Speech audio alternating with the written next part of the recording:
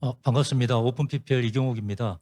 앞에 가상부동산 보셨고 메타버스의 세계가 어떻게 흘러가는지 보셨는데 저희는 이제 그 세계에서 결국 생태계가 돌아가려면 어쨌든 커머스 형태가 나타날 수밖에 없지 않겠느냐. 그러려면 이제 마케팅적인 측면도 있고 그것이 어떻게 어떤 현상에 따라서 좀 움직일 거냐 나름대로 좀 살펴봤고요. 그런 측면에서 저희 회사가 어떻게 움직일지 잠깐 좀 나눠보겠습니다. 어 사실 여러분 잘 아시지만 2003 년에 세컨드 라이프라고 이미 잘 아실 거예요. 이미 오픈이 됐었죠. 한참 SNS 막 뜨기 바로 직전이었죠. 근데 그때는 왜 그래도 이렇게 언뜻 보면은 나름대로 나쁘진 않았는데 저 때는 죽었고 왜 지금은 메타버스가 떴느냐. 뭐 여러분 대충 짐작하실 수 있으시듯이 어쨌든 뭐 코비드-19 때문에 인제 온라인으로 해야 되니까 어쩔 수 없던 인제 상황이었던 것 같습니다. 그리고 MZ 세대들은 우리하고는 쪼끔 다른 것 같습니다, 저희 때하고는. MZ 세대는 너무나 많이 들어보셨지만 이제 디지털 네이티브이기 때문에 태어나면서부터 스마트폰을 보고 자라니 메타버스 같은 지금 정도 수준의 메타버스라면 이제 실생활처럼 완벽하지는 않더라도 충분히 충족할 수 있을 정도 상황은 된다. 이렇게 이제 본다는 거죠. 그래서 어느 기사를 보니까 요즘 10 대들은 메타버스에서 한 몇 시간 놀다가 오면은 친구들하고 진짜 논 거하고 똑같이 느낀다는 그 기사가 나왔더라고요. 그래서 그만큼 이제 과거 세대하고는 조금 다르게 시대적 변화를 통해서 이제 메타버스가 본격적으로 뜨는 거 아닌가 하는 이제 생각이 들고 시장도 뭐 2025 년에 317 조를 예상하고 있습니다. 그리고 인제 추가적으로 이제 지속 가능한 경제 생태계들이 조금씩 코인 세계를 통해서 나타나고 있지 않냐 이렇게 인제 보여지는 거고요. 대략 메타 커머스가 나타나기 전에 메타버스 시장 그리고 그전에 이커머스 시장이 어떻게 변하는지를 잠깐 보면 뭐 90 년에 너무 잘 아시는 팀 버너스리를 통해서 인제 어 월드 와이드 웹이 이렇게 제안이 되지 않습니까? 그리고 95 년에 아마존이 첫 론칭을 합니다, 온라인 쇼핑몰이요. 그리고 98 년에 이제 페이팔이 결제 이베이에 붙였죠. 그리고 이 99 년에 전 세계 이제 거의 최초라고 하는 인제 SNS 싸이월드가 아이 러브 스쿨이 인제 국내에 등장을 합니다.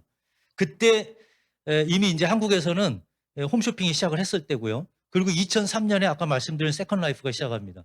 2004 년에 소셜 미디어 나왔고 2004 년이 중요한 게 일반 광고주들이 구글 애즈를 통해서 온라인에서 광고에 직접 참여할 수 있는 관리할 수 있는 툴이 제공되기 시작했다는 거예요. 그래서 시장이 본격적으로 커머스로 넘어갈 수 있는 시장이 형성이 됐다고 이제 보여지는 거고요. 2005 년에 야후가 밑에 쪽에 보시면 소셜 커머스를 그때 처음 인제 언급을 합니다. 그리고 3년 후 그룹폰이 처음으로 소셜 커머스를 공동 구매 형식으로 만들어 내죠. 그 이후에 인제 쿠팡이 등장했고요. 그룹폰 바로 전에 로블록스가 나왔고 유튜브가 나왔고 아이폰이 나왔고 블록체인이 나왔습니다. 그러니까 지금 2005 년부터 2008년 사이가 제가 보니까 지금 여러분들이 누리고 있는 가장 정점에 이르는 미디어의 어떤 흐름들이 되지 않았나. 이런 것들을 통해서 아마도 지금 메타버스가 조금 더 힘을 발휘하고 있는 것 같습니다. 2014 년에 페이스북이 오큘러스를 인수했고요. 12 년에 구글 글래스, 이제 AI가 2016 년에 인제 관심의 대상에 오르죠. 이세돌하고 알파고 붙은 것 때문에요. 포트나이트가 실제 2017 년에 오픈했습니다. 생각보다 그렇게 오래되지는 않았더라고요. 그리고 인제 네이버 제페토가 2018 년, 구글어스가 2020 년. 우리나라 쇼핑 라이브 커머스 이 얘기하는 게 인제 사실은 작년에 본격적으로 시작이 됐죠. 그럼 올해 와서 페이스북이 이제 메타라고 이름을 바꿨고 그럼 과연 이제 메타 커머스가 등장할 땐가? 어 사실 메타 커머스를 보기 위해서는 이제 그동안의 이커머스 시장을 잠깐 볼 필요가 있는데요. 여기 보시면 해외 이커머스 비중은 전체 소매 판매 중에 11.8% 정도, 물론 인제 요번에 코비드 때문에 약간 더 상승했다가 사실 더 떨어지기 시작했고요. 국내 같은 경우는 29% 입니다. 그러니까 국내가 굉장히 온라인 시장이 많이 활발하게 됐다 이렇게 볼 수 있죠. 그러나 이것도 전체 시장에서 보면 이커머스 전체 시장 규모에서 보면 인제 한 5천조 원 정도 되는 거에서 이제 국내로 보면은 한 185조 원 정도 되니까 국내 시장은 엄청 작은 거예요. 그리고 전체 시장 중에 11.8%가 이커머스 쪽이니까 소셜 커머스가 나온 이후로 잠깐 지나가고 지금 모바일 커머스 한참 진행되고 이제 뭐 과연 메타 커머스가 얼만큼 나오겠느냐 뭐 이렇게 생각할 수 있지만 충분히 가능성은 있다. 시장의 변화에 따라서. 그럼 도대체 메타커머스가 뭐냐? 그냥 간단히 여러분이 상식적으로 다 아마 느낌이 있으실 거예요. 메타버스를 기반으로 유무형의 제품 또는 서비스를 체험하거나 거래할 수 있는 이커머스의 한 유형 이렇게 얘기할 수 있지만 실제 메타커머스는 가상세계이기 때문에 우리 실생활에 돌아가는 모든 것의 거래들이 다 포함될 수 있다 하는 얘기도 충분히 있습니다. 그러면 메타버스 상에서 벌어지는 모든 거래를 메타커머스라고 할 거냐 아니면 소매 영역만 메타커머스라고 할 거냐. 지금은 이제 메타커머스라는 용어를 뭐 특정 솔루션 이름을 붙여서 시중에 나오기도 했지만 아직은 이제 관련 전문가들은 메타커머스는 조금 더 연구를 해봐야 된다. 하지만 이제 우리가 트렌드는 좀 알 수 있을 것 같습니다. 그걸 알려면 일단 메타버스 유형을 조금 봐야 되는데 여러분 다 아시듯이 일단 뭐 시뮬레이션 구조냐 아니면 증강현실이냐 외부냐 내부 좀 친밀도냐 이런 거에 따라서 조금 구분이 되는데 약간 바탕색을 누리끼리하게 해놓은 쪽이 이제 AR 글래스 쪽 이제 기기 디바이스를 이용한 증강현실을 기반으로 하는 이제 서비스들 이용인데요. 뭐 애플, 구글, 마이크로소프트, 포켓몬 워낙 유명하죠. 페이스북, 인스타그램도 결국 이제 라이프 로깅 쪽이고요. 제페토, 샌드박스, 뭐 이플랜드, 로블록스 다 이제 가상 세계 쪽. 그리고 이제 구글어스나 뭐 우리 요즘 잘 알고 계시는 그 내비게이션 맵 같은 거가 실제 미러 월드라고 그래서 가상 세계를 실제 세계하고 똑같이 구현해서 우리가 보조적으로 활용하도록 하는 이제 그런 내용들이 있죠. 그래서 요런 식으로 이제 메타버스가 시장 형성이 되는데 이 플레이어들의 현재 커머스적인 현황은 어떤지 한번 잠깐 살펴보겠습니다. 오그멘티드 리얼리티에서는 이제 마이크로소프트 홀로렌즈라고 가상 안경 만들었지 않습니까? 이게 이제 나왔지만 이쪽은 주로 B2B 쪽 영역입니다. 오피스하고 윈도우즈를 기반한 B2B 영역에서 홀로렌즈를 어떻게 써서 수익화시킬 거냐. 그래서 주로 이제 소프트웨어를 판매하고 B2B 쪽의 관리 쪽 비용을 이제 추구하는 이제 구조가 되지 않겠냐 이렇게 보는 거고요. 이제 애플 같은 경우는 내년에 이제 저 구글하고 요거 안경을 동시에 이제 거의 출시할 것 같은데 여기 같은 경우는 애플은 잘 하시지만 핸드폰 판매하고 그다음에 앱 판매로 주로 수익을 많이 올리지 않습니까? 여기서도 똑같을 것 같아요. 디바이스를 팔고 그 안에 돌아가야 되는 소프트웨어를 개발자 생태계를 만들어서 똑같이 구현할 것으로 이렇게 보고 있습니다. 메타는 뭐 요즘 워낙 이슈가 됐기 때문에 가장 핫하다고 볼 수도 있는데 최근 이제 호리즌 월드를 공개를 했고요. 그 다음에 이제 이 메타버스 쪽으로 전향을 하면서 저런 인플루언서들을 통해서 가상 공간을 구현해주고 그 안에서 어떤 영향력을 미쳐서 생태계도 구축하고 커머스도 일으키겠다 이런 이제 구조를 가지고 있습니다. 그러나 수익 구조를 보면 여전히 이제 이런 메타버스라고까지 하기는 좀 그렇지만 어쨌든 페이스북에서 공동구매 형태의 커머스를 주로 지금 많이 생각을 하고 있고요. 그리고 오큘러스 퀘스트 스토어에서 약 지금 현재 한 1천여 개 정도의 게임이 있는데 이 게임을 판매하고 소프트웨어를 판매하는 쪽에 초점을 좀 맞추고 있습니다.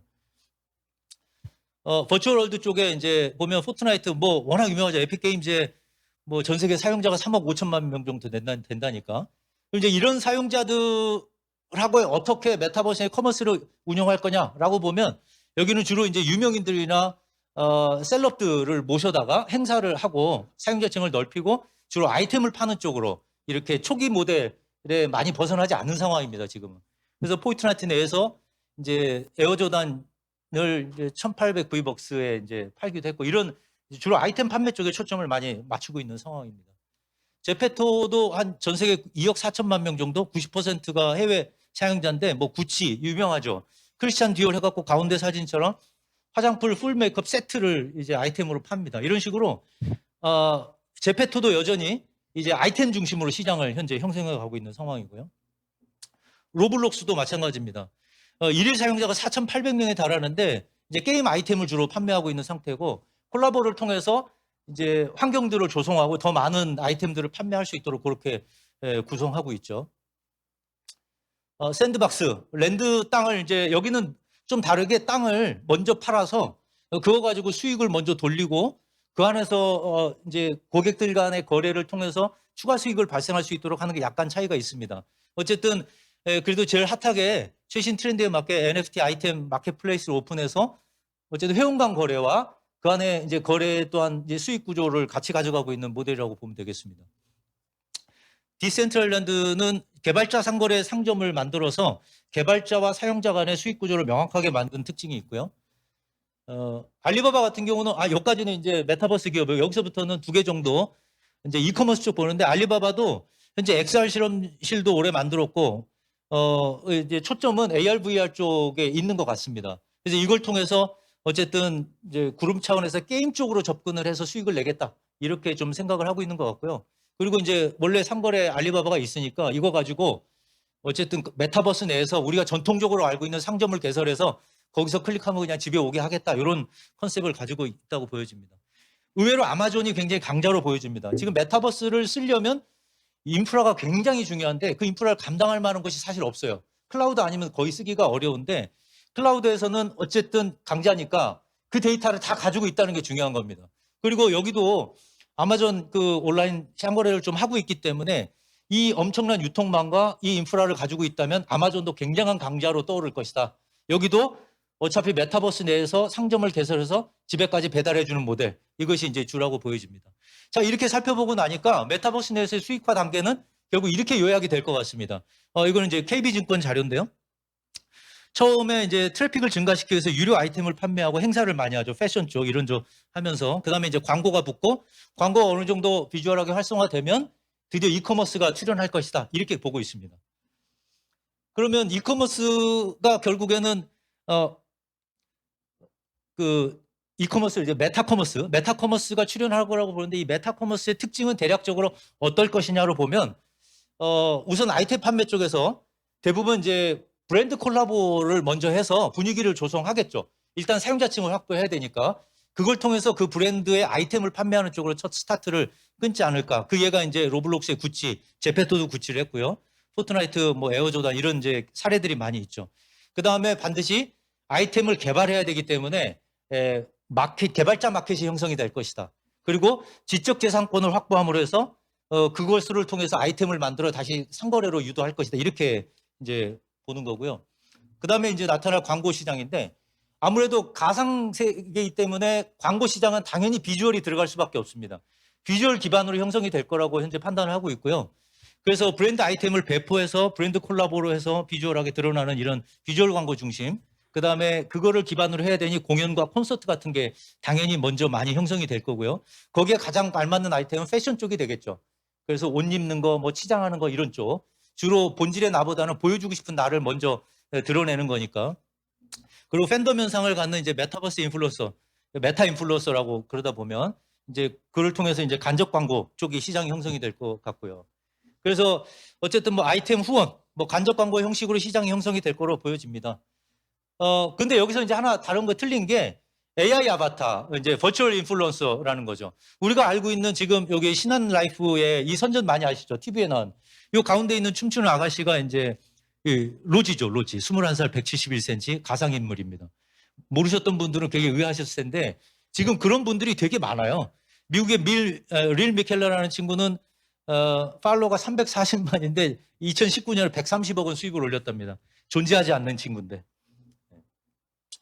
자, 그래서 메타커머스 특징은 간단히 말씀드릴 기존 방식은 반드시 유지가 될 겁니다. 비주얼 광고, 그 다음에 기존으로 우리가 알고 있는 커머스. 하지만 이제 우리가 게임 속에서 알고 있는 플레이2어는 그냥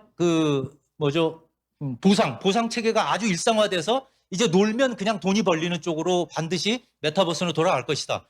그리고 그 돈을 버는 것은 반드시 마케팅하고 연결이 되어 있기 때문에 이 마케팅은 내가 마케팅 구독을 통해서 수익화를 더 늘려갈 거라고 보고요. 그리고 이제 아바타가 살아나가는 공간이기 때문에 그동안은 하나의 스토리를 엮은 스토리텔링이 중심이었다면 이제는 그냥 스토리 리빙, 한 존재로서의 가치가 어떤 형태를 가지고 얘가 진화해 나가고 돈을 벌고 사례가 될 것이냐를 이제 관심 삼을 거라고 보는 거죠. 그래서 비주얼 광고보다는 이제 플레잉 광고, 놀고 막 움직이고 액티비티하고 이런 것들이 광고 효과로서 드러날 것이다. 그래서 특정 옷을 입으면 여기 10명 딱 모이면 갑자기 콤보가 딱 탄생해서 제품이 보인다든지 뭐 플래시몹을 한다든지 이런 다양한 형태로 구성이 되겠죠. 그리고 마지막으로 이제 좀 제일 중요한 내용인데 기존에는 요거는 뒤에서 설명드리겠습니다. 기존에는 대부분 판매와 홍보가 트래픽이 나눠져 있었습니다. 이쪽에 보시면 포탈이나 커뮤니티 쪽에서 홍보를 통한 이 트래픽을 쫙 모으죠. 허브 역할을 해서. 이 트래픽은 그대로 쇼핑몰 쪽으로 옮겨집니다. 그래서 거기서 많은 이 사업자들이 참여해서 그거를 판매를 하게 되는데 이제 메타버스 시대에는 그게 바뀔 거라고 보는 겁니다. 인플루언서를 통해서 트래픽을 유지하기 때문에 매스 트래픽에서 매스미디어가 1인 미디어로 갔듯이 매스 트래픽에서 1인 트래픽으로 옮겨간다. 그럼 좀 더 긴 롱테일 시장이 형성이 될 것이다. 이렇게 보는 거죠. 그래서 거기에는 쇼핑몰 중심이 아니고 상품 중심의 홍보와 판매가 결합된 한 포인트 내에서 이루어지는 그런 구조가 형성될 거라고 보여집니다. 그래서 저희도 이제 이런 인플루언서 마켓을 통해서 아까 말씀드렸던 앞선 두 개 회사와 메타버스 내에서 이런 인플루언서를 어떻게 동원할 것이냐는 인프라를 가지고 저희도 접근을 하고 있고요. 10초만 설명드리겠습니다. 네. 저희는 이제 유튜브 영상 간접과 가치평가 알고리즘, 그 다음에 영상을 상품하고 매칭시키는 인공 매칭 시스템, 그 다음에 영상을 바로 AR, VR로 만드는 변환하는 엔진, 그 다음에 메타 인플루언서 이제 상품 공부 시대, 이런 틀을 가지고 저희가 현재 유튜버 글로벌 상품 공부 시스템을 구축을 했습니다. 그래서 외국의 유튜버가 국내 상품을 공급할 수 있도록, 판매할 수 있도록, 그 다음에 뒷단에 다 자동 동선하고 모든 인플루언서 저희가 쇼핑몰을 자동으로 제공하고 뭐 이런 구조로 저희가 메타커머스를 운영하려고 합니다. 뭐 이건 저희 특징인데요. 뭐 시간이 좀 길어져서 뭐 앞에 설명드린 내용과 비슷하니까 참조하시면 될 것 같습니다. 이상입니다. 네, 박수 부탁드리겠습니다. 이경욱 대표님 감사드립니다.